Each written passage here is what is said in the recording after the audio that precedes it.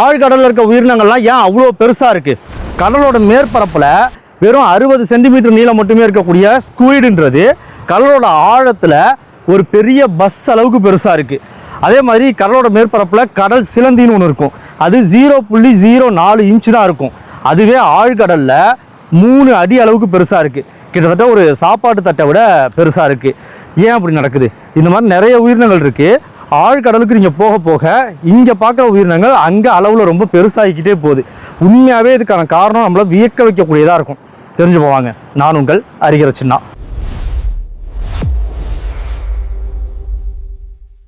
கடலோட ஆழத்துக்கு போக போக அங்கே அழுத்தம் ரொம்ப அதிகமாக இருக்கும். அதே மாதிரி இருட்டாக இருக்கும். உணவு ரொம்ப கம்மியாக தான் கிடைக்கும். ஆழத்துக்கு போக போக குளிர்ச்சியும் ரொம்ப அதிகமாக இருக்கும். வெப்பநிலை ரொம்ப குளிராக இருக்கும். இப்படிப்பட்ட சூழலில் ஒரு உயிரினம் வாழவே முடியாதுன்னு நமக்கு தோணும். அப்படியே அது வாழ்ந்துச்சுனாலும் உணவெல்லாம் ரொம்ப கம்மியாக தான் கிடைக்குது, வாழ தகுதி இல்லாத ஒரு சூழலுங்கும் போது அது அளவில் ரொம்ப சின்னதாக இல்லை ஏதாவது ஒரு மைக்ரோ ஆர்கானிசம் மாதிரி தான் இருக்கும் அப்படின்னு நம்ம நினைக்க தோணும். ஆனால் உண்மை என்னென்னா சர்ஃபேஸை விட அங்கே ஆழமாக போக போக இங்கே பார்க்குற அதே உயிரினங்களோட அளவு ரொம்ப பெருசாகிக்கிட்டே போகுது. கடலோட மேற்பரப்பில் இப்போ நம்ம பார்க்குற மாதிரி சூரிய ஒளி ரொம்ப சாதாரணமாக கிடச்சிரும். ஆனால் ஆழத்துக்கு போக போக சூரிய ஒளி அங்கே போய் ரீச் ஆகிறது குறைஞ்சிக்கிட்டே வரும். 1 கிலோமீட்டர்லாம் நீங்கள் ரீச் பண்ணிட்டீங்க அப்படின்னா அங்கே ட்வின் லைட் ஜோன் அப்படின்னு சொல்லுவோம். வெளிச்சம் ரொம்ப கம்மியாக தான் இருக்கும். அதுவே 4 கிலோமீட்டர் ஆழம் வரைக்கும் நீங்கள் ரீச் பண்ணிட்டீங்கன்னா அதை மிட் நைட் ஜோன் அப்படின்னு சொல்லுவோம். பேருக்கு ஏற்ற மாதிரி பயங்கர இருளாக இருக்கும். அங்கே வாழ்கிற உயிரினங்கள்லாம் அந்த வெளிச்சத்துக்காக பயோலுமினசன்ஸை பயன்படுத்தும். உடம்புலையே மின்னக்கூடிய தன்மை, இங்கே எப்படி மின்மினி பூச்சி இருக்கும் அந்த மாதிரி மின்னக்கூடிய தன்மையோட இருக்கும். அதே போல் ஆழமாக போக போக மேலே இருக்கிற நீர்லாம் கீழே இருக்கிற நீரை அழுத்திக்கிட்டு இருக்கும். அதனால அங்கே பயங்கரமான ப்ரெஷர் இருக்கும். நீங்கள் ஒவ்வொரு 10 மீட்டர் ஆழம் போக போக ஒரு அட்மாஸ்பியர் ப்ரெஷரை அதிகமாக ஃபீல் பண்ண ஆரம்பிப்பீங்க.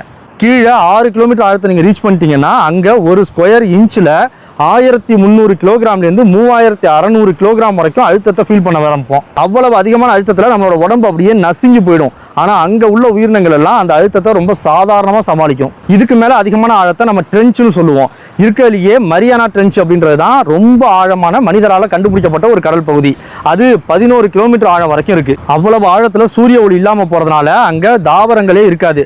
தாவரங்களே இல்லை அப்படின்னா இப்போ நம்ம மேற்பரப்பில் தாவரங்கள் தான் உணவுக்கான முக்கியமான சோர்ஸ். சூரிய ஒளியை பயன்படுத்தி அதுலேருந்து உணவு தயாரிக்குது. அதை மற்ற உயிரினங்கள்லாம் அப்படியே டிரான்ஸ்ஃபர் பண்ணி கொண்டு போகுது. ஆனால் கடலோட ஆழத்தில் சூரிய ஒளியே கிடைக்கல, ஸோ தாவரங்களே கிடையாது. ஆனால் அங்கே வேற மாதிரியான நிகழ்வுகள் நிகழும். அந்த ஆழத்தில் ஹைட்ரோ தெர்மல் வென்ட்ஸ்ன்னு இருக்கும். அப்படின்னா வெந்நீர் ஊற்று அப்படின்னு வச்சுக்கலாம். நல்ல சூடான வெப்பமான நீர் அப்படியே வெளியேற்றிக்கிட்டே இருக்கும். அது நிறைய கெமிக்கல்ஸையும் சேர்த்து வெளியில் கொண்டு வரும். குறிப்பாக மீத்தேன், ஹைட்ரஜன் சல்ஃபைடு இதெல்லாம் தொடர்ச்சியாக அந்த ஆழப்பகுதியில் வெளியேறிக்கிட்டே இருக்கும். இதெல்லாம் நமக்கு அதீத நச்சுத்தன்மை வாய்ந்ததாக இருக்கலாம். ஆனால் அங்கே உள்ள உயிரினங்கள் இதுக்கு பழக்கப்பட்டிருக்கு. இந்த கெமிக்கல்ஸை பயன்படுத்தி அங்கே உள்ள பாக்டீரியாஸ்லாம் அதுக்கான உணவை தயாரிச்சுக்கும். இங்கே தாவரங்கள் உணவு தயாரிக்கிறதுக்கு சூரிய ஒளியை பயன்படுத்துது. இதை நம்ம ஃபோட்டோ சிந்தசிஸ்ன்னு சொல்கிறோம் இல்லையா? அதே மாதிரியே ஆழ்கடலில் அது அந்த கெமிக்கல்ஸை பயன்படுத்தி தயாரிக்கிறதுனால அதுக்கு கீமோ சிந்தசிஸ்னு பேர். இந்த பாக்டீரியாக்கள் இந்த உணவை தயாரிக்கும் போது அதை பயன்படுத்தி மற்ற உயிரினங்கள், ஸ்ரிம்ஸு, குட்டி குட்டி இறால்கள்லாம் கீழே இருக்கும், அது அப்புறம் டியூப் ஆம்னு ஒன்று இருக்குது, அப்புறம் அங்கே இருக்கக்கூடிய கிராப்ஸ், இந்த மாதிரி நிறைய உயிரினங்கள் இதை பயன்படுத்தி அங்கே வாழுது. மற்ற உயிரினங்கள்லாம் அந்த ஆழத்தில் உள்ள மெரைன் ஸ்னோ அப்படின்ற, அதாவது கடல் பனி அப்படின்ற ஒரு விஷயத்தை உணவாக எடுத்துக்குது. மெரைன் ஸ்னோ அப்படின்னா நம்ம இங்கே பார்க்குற மாதிரி ஸ்னோ கிடையாது, பனி கிடையாது.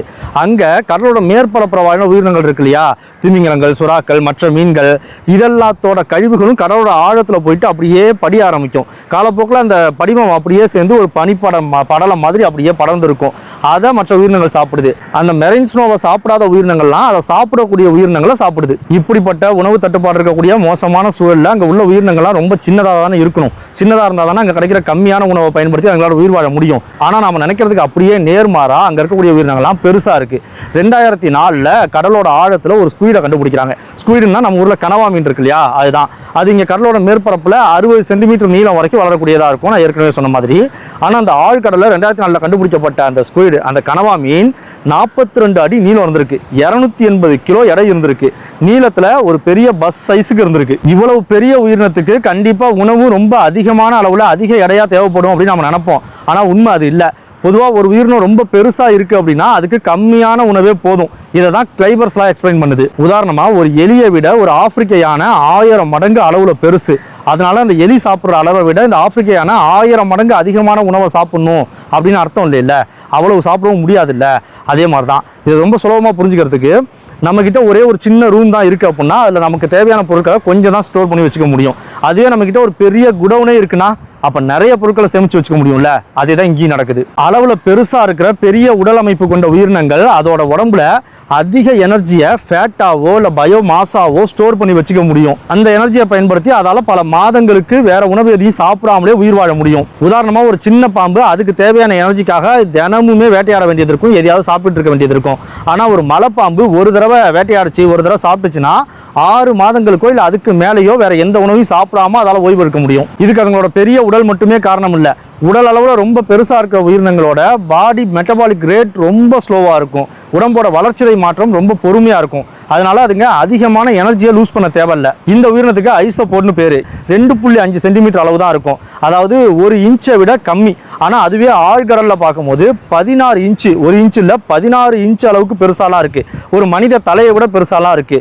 இவ்வளவு பெருசா இருக்கக்கூடிய அந்த ஐசோபோட் மேற்பரப்புல இருக்க ஐசோபோரை விட அதிகமான தாங்குதிறன் கொண்டதா இருக்கு.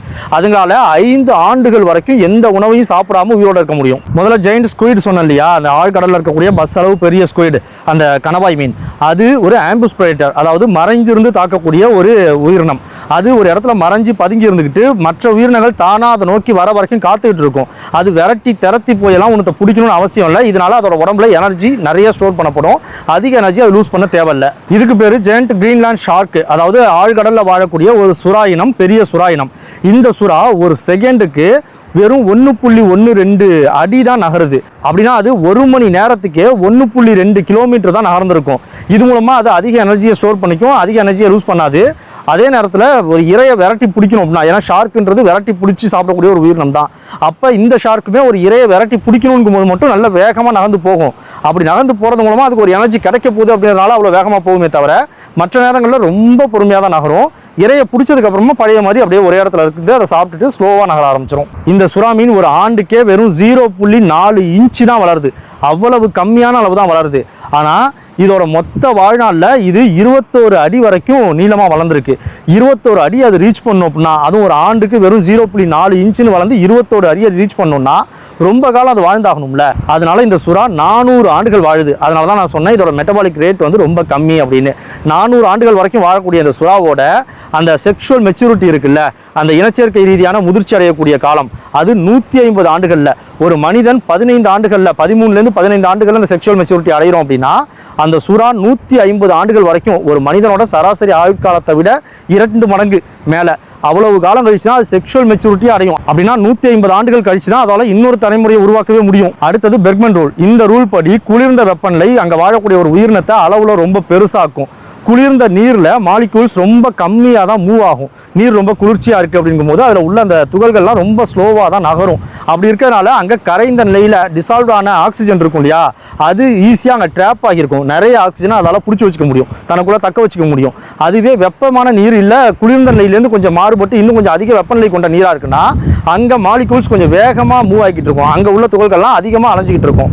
அந்த அதிகமான மூவ்மெண்ட் என்ன பண்ணுன்னா அந்த கரைஞ்சிருக்கக்கூடிய ஆக்சிஜனை அட்மாஸ்பியரை நோக்கி தள்ளி விட்டுரும். தள்ளி விட்டு கடலுக்குள்ள 1 கிலோமீட்டருக்கு கீழே நீங்கள் ஆழமாக போக போக அங்கே 4 டிகிரி செல்சியஸ் தான் வெப்பநிலை மெயின்டைன் ஆகும். இந்த கம்மியான வெப்பநிலையும் அங்கே அதிகப்படியான அழுத்தம் இருக்கும். இது ரெண்டும் சேர்ந்து அங்கே ஆக்சிஜன் அதிகமாக தக்க வைக்குது இல்லையா, அந்த கம்மியான வெப்பநிலை. இந்த ஆக்சிஜனும் அதிகமாக இருக்கிறனாலையும் அந்த அழுத்தம் ரொம்ப அதிகமாக இருக்கிறனாலையும் அங்கே உள்ள உயிரினங்களோட உடம்புல உள்ள செல்களோட அளவு ரொம்ப பெருசாக இருக்கும். அளவில் பெருசாக இருக்கக்கூடிய அந்த செல்கள் அதிகப்படியான ஆக்சிஜனை இன்னும் உள்ளுக்குள்ள உடம்புக்குள்ள டிரான்ஸ்ஃபர் பண்ணுறதுக்கு ரொம்ப சுலபமாக வழிவகுக்கும். நாம் இங்கே சுவாசிக்கிற ஆக்சிஜனை விட அதுங்களுக்கு அதிகமான ஆக்சிஜனை அதுங்களால சுலபமாக எடுத்துக்க முடியும். இப்படி அதிகப்படியான ஆக்சிஜன் அதுங்க உள்ள எடுத்துக்கிறதுனாலையும் அதுங்களோட உடம்போட அளவு ரொம்ப பெருசாக மாறுது. ஆனால் நமக்கு இன்னொரு சந்தேகம் வரலாம், அவ்வளவு குளிரான நீரில் அந்த உயிரினங்களோட உடம்புல உள்ள ரத்தம் எல்லாம் உறைஞ்சி போயிடணும்ல, திசுக்கள்லாம் உறைஞ்சி போயிடணும்ல, எப்படி அதுங்களால அங்கே வாழ முடியும் அவ்வளோ குளிரில் அப்படின்னு பார்த்தா, அங்கே உள்ள உயிரினங்களுக்கு அதுக்குன்னே சில ஸ்பெஷலான அமைப்பு இருக்குது உடம்புல. அதுங்களோட உடம்புல ஆன்டி ஃப்ரீசிங் கெமிக்கல்ஸ் இருக்கும். அதாவது குளிர்ச்சிக்கு எதிரான கெமிக்கல்ஸ் அவங்க உடம்புல இருக்கிறதுனால உடம்பு உறைஞ்சி போயிடாம அதுங்க தொடர்ச்சியா தக்க வச்சுக்கிட்டு இருக்கு. அடுத்தது இதுல இன்னொரு முக்கியமான விஷயம் இருக்கு. ஆழ்கடல்ன்றது ஐலாண்ட் ரூல, ஒரு தீவோட சட்டத்தை ஃபாலோ பண்ணுது. அதாவது ஒரு தீவுல தனித்து விடப்பட்ட உயிரினங்கள் மற்ற நிலப்பகுதியில் இருக்க உயிரினங்களை விட ரொம்ப வித்தியாசமான முறையில் இருக்கும். அதுங்களோட உடலே ரொம்ப வித்தியாசமான அமைப்புல இருக்கும். அதுங்களை வேற எங்கேயுமே பார்க்க முடியாது. அந்த தீவை தவிர வேற எங்கேயுமே அதுங்களை பார்க்க முடியாது. அதே போல அந்த தீவுல குறைந்த போட்டியாளர்கள் இருக்கிறதாலையும் அதிகமான வேட்டையாடிகள் இல்லாததுனாலையும் கொஞ்சம் தனித்தன்மையான உணவு கிடைக்கிறதுனாலையும் அதுங்க அளவுல ரொம்ப பெருசாவும் மாறிடும். இந்த கலப்பகோஸ் டார்டாய்ஸ் மாதிரி. இதே ரூலை தான் ஆழ்கடலும் ஃபாலோ பண்ணுது. அதனால ஆழ்கடலை மிரர் ஆஃப் ஐலாண்ட்ஸ் அப்படின்னு சொல்லுவாங்க. இப்போ இந்த ஆழ்கடலில் இருக்கக்கூடிய உயிரினங்கள் எல்லாம் தனித்து விடப்பட்டதுனாலையும் அதுங்களுக்கான உணவு ரொம்ப தனித்தன்மையானதாக இருக்கிறதுனாலையும் ஏற்கனவே சொன்ன மற்ற காரணங்களாலையும் அதுங்க இந்த மாதிரி அளவில் பெருசாக இருக்கு. ஆனால் இந்த ஆழ்கடலில் இருக்க உயிரினங்கள் அங்கே வாழ்றதுக்கு தான் சிறப்பான தகவமைப்புகளை கொண்டிருக்கே தவிர அதுங்களை கொண்டு வந்து மேற்பரப்பில் விட்டோம்னா அதுங்களுக்கு இங்கே வாழ்க்கை பெரிய போராட்டமாயிடும். அதே போல இந்த கடல்ன்றது ரொம்பவே பிரம்மாண்டமான ஒன்று, அளவுல மிகப்பெரிய ஒன்று.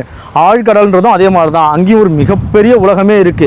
அவ்வளவு பெரிய இடத்துல அளவுல நம்ம ரொம்ப சின்னதாக இருக்கும் அப்படின்னா நாம உணவை தேடியோ இல்லை வேற ஏதோ ஒரு காரணத்துக்காக இல்லை ஒரு மேட்டை தேடியோ ஒரு இணைய தேடியோ அலையணுங்கும் போது ரொம்ப தூரம் பயணிக்க வேண்டியதாக இருக்கும்.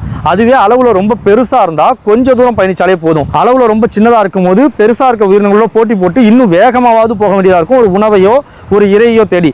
அதோட இந்த ஆழ்கடல் ரொம்ப இருட்டாகவும் இருக்கும். அவ்வளோ இருள் சூழ்ந்த ஒரு இடத்துல இந்த உணவையும் இணையையும் கண்டுபிடிக்கிறதெல்லாம் ரொம்பவே கஷ்டன்றதுனால அளவுல சின்னதாக இருக்க உயிரினங்களை விட அளவுல பெருசா இருக்க உயிரினங்கள் கொஞ்சம் தூரம் நகர்ந்தாலே அதிகமான தூரத்தை அதுங்களால் ரீச் பண்ண முடியும் அப்படின்றதுனால அங்க இந்த பெரிய உருவம்ன்றது இந்த வகையிலையும் ஒரு விதமான சப்போர்ட்டா இருக்கு. ஆழ்கடல்ன்றது மனிதர்கள் அடையறதுக்கும் ஆய்வு பண்றதுக்கும் ரொம்ப கடினமான ஒரு இடம். அதனால அங்க வாழக்கூடிய உயிரினங்களை பத்தி நம்ம இப்பதான் கொஞ்சம் கொஞ்சமா தெரிஞ்சுக்கிட்டு வந்துட்டு இருக்கோம். அதனால இந்த அளவுக்கு தான் இப்போதைக்கு நமக்கு தெரியும். இன்னும் நிறைய ஆய்வுகள் தேவைப்படுது. அதெல்லாம் நடக்கும்போது இன்னும் நிறைய விஷயங்கள் நம்ம அதை பத்தி புரிஞ்சுக்க முடியும். அது வரைக்கும் ஆழ்கடல்ன்றது நமக்கு ஒரு மர்மமான இடம் தான். ஆழ்கடல்ன்றது அதிக நிலைத்தன்மை கொண்ட ஒரு இடமா இருக்கு. பல கோடி ஆண்டுகளா பெரிய மாற்றம் எதுவும் இல்லாம ஒரு நிலையான இருட்டு, ஒரு நிலையான அழுத்தம், எப்போதும் ஒரே மாதிரியான உணவு கிடைக்கக்கூடிய ஒரு இடம், இந்த மாதிரியான இடமா அது இருக்கு. இப்படி அது இருக்கிறதுனால அங்க உள்ள உயிரினங்கள்லாம் பல கோடி ஆண்டுகளா அந்த சூழலுக்கு மொத்தமா தகவமைச்சு அப்படியே அதுக்கான ஒரு உயிரினமாவே மாறி இருக்கு. அப்படி இருக்கும்போது அங்க ஏற்படுற ஒரு சின்ன மாற்றம், ஏன்னா இங்க ஏற்படுற எந்த ஒரு பருவ மாற்றமும் அந்த ஆழத்துல போயிட்டு அதுங்களுக்கு எந்த பாதிப்பையும் கொடுக்காது. அதுங்களுக்கு பருவ மாற்றமே கிடையாது சொல்ல போனா. அந்த இடம் இந்த அளவுக்கு தனித்தன்மையா இருந்துச்சுன்னா மேல வாழக்கூடிய சர்ஃபேஸ்ல வாழக்கூடிய உயிரினங்களை தான் பெரும்பாலும் அதுங்க சார்ந்திருக்கு. நான் ஏற்கனவே சொன்ன மாதிரி இதோட கழிவுகள், இதோட இறந்த உடல்கள் இதெல்லாம் அடியில் போய் டெபாசிட் ஆகும்போது அது அங்க மெரைன் ஸ்னோவா மாறுது. அதை தான் அதுங்க பெரும்பாலும் உணவா உட்கொள்ளுது. அப்போ கடலோட மேற்பரப்பில் வாழக்கூடிய உயிரினங்கள் கீழே வாழக்கூடிய அந்த உயிரினங்களுக்கு ரொம்ப முக்கியமான ஒன்றா இருக்கு. இப்படி ஒன்று இதுங்க சார்ந்து இருக்கும் போது இந்த மேற்பரப்பில் நாம உருவாக்குற ஒரு சின்ன மாற்றம், நாம அதிகப்படியான பிளாஸ்டிக்ஸ், அதிகப்படியான குப்பைகளை, அதிகப்படியான ஃபேக்டரியிலேருந்து கொண்டு போய் சேர்க்கிற கெமிக்கல்ஸை, இன்னும் நிறைய கழிவுகளை, சாக்கடை நீரை இதெல்லாம் கொண்டு போய் இந்த கடல் பகுதியில் சேர்க்கும் போது அது அந்த ஆழ்கடல்ல மிகப்பெரிய மாற்றத்தை ஏற்படுத்திடும். அந்த உயிரினங்களோட அழிவுக்கு அது இட்டு செல்லும். அதே மாதிரி மேற்பரப்பில் இருக்க உயிரினங்களை எந்த காரணத்தை கொண்டும் அதை அழிக்கிறோம் அப்படின்னா அதுங்களோட டெபாசிட்ஸ் போய் அடியில் சேர போறதே இல்லை. அதுவுமே அந்த ஆழ்கடல்ல வாழக்கூடிய உயிரினங்களை மிகப்பெரிய அழிவுக்கு இட்டு செல்லுன்றதை நம்ம புரிஞ்சுக்கணும். இந்த பூமியில உள்ள எல்லாத்தையுமே மனிதர்கள் நம்மளோட கட்டுப்பாட்டில் வச்சிருக்கோன்றதை சொல்லிக்கிறதுல எந்த விதமான பெருமையுமே கிடையாது. ஆனா நாம அப்படி நினைக்கிற மாதிரி உண்மையாவே அதுங்க நம்மளோட கட்டுப்பாட்டில் இருக்கு, அதுங்களை அந்த கட்டுப்பாட்டில் வச்சிருக்கக்கூடிய திறன் நமக்கு இருக்கு அப்படின்னா நம்மளோட செயல்களால் அதுங்களை வாழ்விக்கிறோமா இல்லை அழிக்கிறோமா அப்படின்றது தான் நம்மளோட பெருமையும் சிறுமையும் இருக்கு.